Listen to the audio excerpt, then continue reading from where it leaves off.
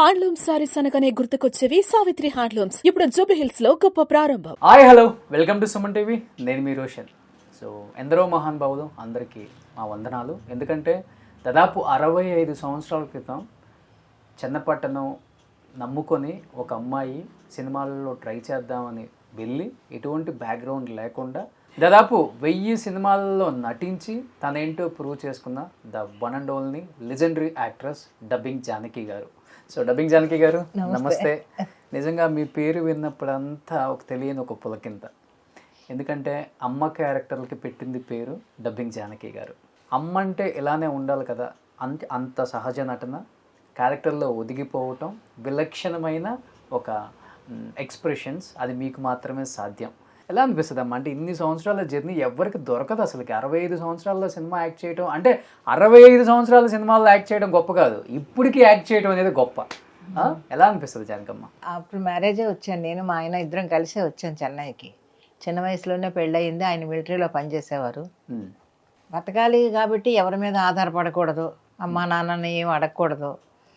So మన కాళ్ళ మీద మనం బతకాలి అని దాని మీద నాటకాలు, పద్మనాభం గారి నాటకాలు వేసాను, రక్త కన్నీరు నాటకాలు వేసాను, డబ్బింగ్లు చెప్పాను, గ్రూప్ డ్యాన్సులు చేశాను.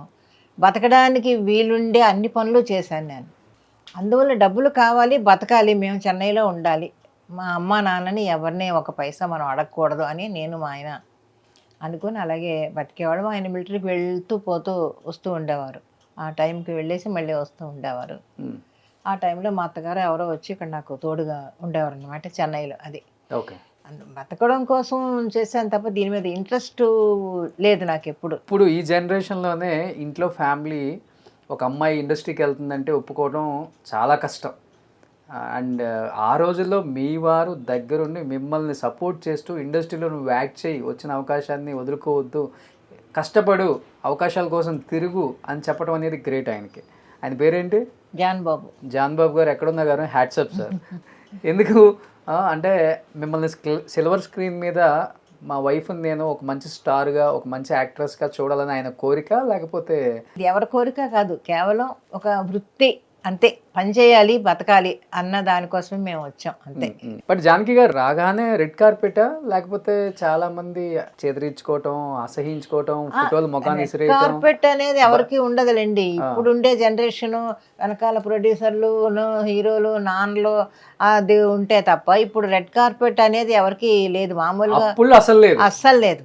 ఎందుకంటే నీ మొహం ఇలా ఉండాలి, నా మొహం అలా ఉండాలి, లేకపోతే నీ ముక్కు ఇంతే ఉండాలి, నుదురు ఇంతే ఉండాలి, కొలతలతోటి వేయించేవాళ్ళు వేషాలు. అందుకని కష్టాలు పడ్డారు. ప్రతి ఒక్కళ్ళు కష్టాలు పడిన వాళ్ళే తప్ప కష్టాలు పడకుండా ఎవరు రాలేదు. మీకేం వంకలు చెప్పలేదా వచ్చిన కొత్తల్లో? ఎవరు వంకలు అంటే ఆర్టిస్ట్గా నేను ప్రూవ్ చేసుకునేదాన్ని. ఎక్కడన్నా డైలాగ్ ఇస్తే టప్పని చెప్పేసేదాన్ని. అందువల్ల నీకు నటన రాదు అని ఎవరు అనలేదు. కానీ నేను పెద్దగా ప్రయత్నాలు కూడా చేయలేదు. ఒక హీరోయిన్ అవ్వాలనో లేకపోతే ఇంకేదో అవ్వాలనో నాకు ఆశలు ఉండేవి కాదు.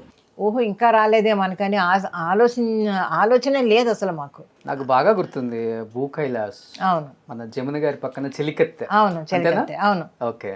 ఆ వాటికే టెస్ట్ మేకప్లు చేసి ఫోటోలు తీసి ఆ రోజుల్లో చిన్న క్యారెక్టర్స్. అవును, ఆ చిన్న వేషాలకి చాలా టెస్టులు చేసేవాళ్ళు, మేకప్లు చేసేవాళ్ళు, ఫోటోలు తీసేవాళ్ళు. అలా ఉండేది అప్పుడు ఆ రోజుల్లో. బట్ మీరు చేసిన అన్ని క్యారెక్టర్స్ కూడా, చిన్న క్యారెక్టర్స్ కూడా పెద్ద హేమీలు, స్టార్ హీరోయిన్స్గా రాణించిన గొప్ప భామలు అని చెప్పుకోవచ్చు. అందమైన భామలు కూడా. ఎక్కడో ఒక చోట మనకు మైండ్లో గట్టిగా కొట్టిద్ది కదా, ఈ హీరో పక్కన నేను కూడా హీరోయిన్గా యాక్ట్ చేయాలి, నిలబడాలి, ఏదైతే అదైంది అని చెప్పి ఎప్పుడు ట్రై చేయలేదమ్మా? చాలామంది క్వశ్చన్ అడుగుతుంటారు నన్ను. నాకు ముందు అటువంటి ఆలోచన అనేది నా మైండ్లో లేదు. అలాంటి ఆలోచన నేను పెద్ద స్టార్ అవ్వాలనో, లేకపోతే నాతో పాటు వచ్చిన ఆర్టిస్టులు చాలామంది నాకన్నా ముందే మంచి స్టార్లు అయిపోయారు. వాళ్ళని చూసి అసూయ కూడా పడేదాన్ని కాదు నేను. సరే, వాళ్ళ అదృష్టం వాళ్ళు అయ్యారు. ఓకే, మనం బతుకుతున్నాం కదా, ఇండస్ట్రీలోనే ఉన్నాం కదా. డ్రామాలు సినిమాలు లేవా డ్రామాలు వేసుకునేదాన్ని, హ్యాపీగా డ్రామాలు వేసుకుంటే అందులో అదొక సంతోషం ఉండేది. ఆ ప్రైజులు వచ్చినప్పుడు ఆ ప్రైజులు చూసుకుంటూ అవన్నీ బెస్ట్ యాక్ట్రెస్ ప్రైజ్ వచ్చినప్పుడు చూసుకున్నప్పుడు అదొక సంతోషం. అంతే తప్ప ఎప్పుడూ కూడా అయ్యో వాళ్ళు పైకి వెళ్ళిపోతున్నారే నేను కూడా ఒక హీరోయిన్ అవ్వాలి అనే ఆలోచన ఉండేది కాదు నాకు. బట్ మీరు అన్నారు నా తర్వాత వచ్చిన వాళ్ళు కూడా స్టార్ హీరోయిన్స్గా ఎదిగారు అని. అవును, మీ తర్వాత వచ్చిన వాళ్ళు ఎవరమ్మా? వాణిశ్రీ గారు, వాణిశ్రీ గారు వచ్చారు, శారద గారు వచ్చారు, రాజశ్రీ అని ఆ అమ్మాయి అప్పుడు దాంట్లో కూడా వేసింది. మన పుట్టుమచ్చ ఉంటుంది. ఎవరు? రాజశ్రీ గారు. ఆవిడ కాదు, హీరోయిన్ రాజశ్రీ. అదే ఆ హీరో ఆ రాజశ్రీ గారు. అప్పుడు చాలా సినిమాలు చేశారు కదా ఆవిడ. ఎన్టీఆర్ గారితో చేశారు, మన నాగేశ్వరరావు గారితో అందరితోటి అగ్గిపర్వత అందరితోటి చేశారు ఆవిడ.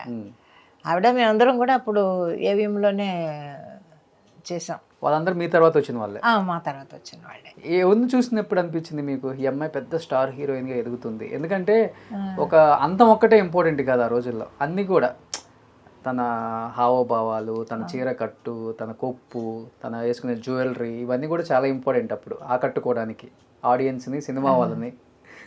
మీకు ఎవరిని చూసినప్పుడు అనిపించింది ఆ రోజుల్లో? అంటే వాణిశ్రీ గారి గురించి చెప్తూ ఉంటారు, ఆ రోజుల్లో ఆమె కొప్పు అంతా బాగా ఫేమస్ కదా, అది చూసి ఫాలో అయ్యేవాళ్ళు కూడా. ఏమో నాకేం పెద్దగా ఎప్పుడు అప్పట్లో ఆవిడ కూడా పెద్ద వేషాలు వేసినట్టు నాకు అనిపించలేదు. మామూలుగా మాతో పాటు ఏదో చిన్న చిన్న వేషాలు వేసుకుంటూ కామెడీ క్యారెక్టర్స్ వేసుకుంటూ కమెడియన్గానే ముందు స్టార్ట్ అయింది కదా ఆవిడ కెరియర్ కూడా.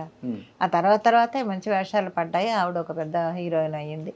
ఎప్పుడైనా కూడా అందరూ కూడా ఎక్కడానికి కనిపిస్తే హలో అంటే హలో అనుకుంటాను తప్ప ఎక్కువ ఇలా ఉండాలి అలా ఉండాలి ఈవిడ అవుతుందని ఆలోచించలేదు. అసలు ఆలోచన రాదు నాకు అసలు.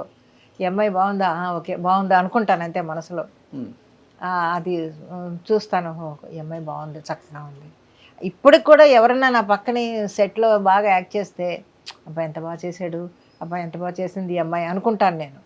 ఇప్పుడు స్టిల్ ఈ రోజు కూడా నా పక్కన ఎవరైనా బాగా యాక్ట్ చేస్తే చాలా బాగా చేసింది ఈ అమ్మాయి, బాగా చెప్పింది డైలాగ్ అని మనసులో అనుకుంటాను.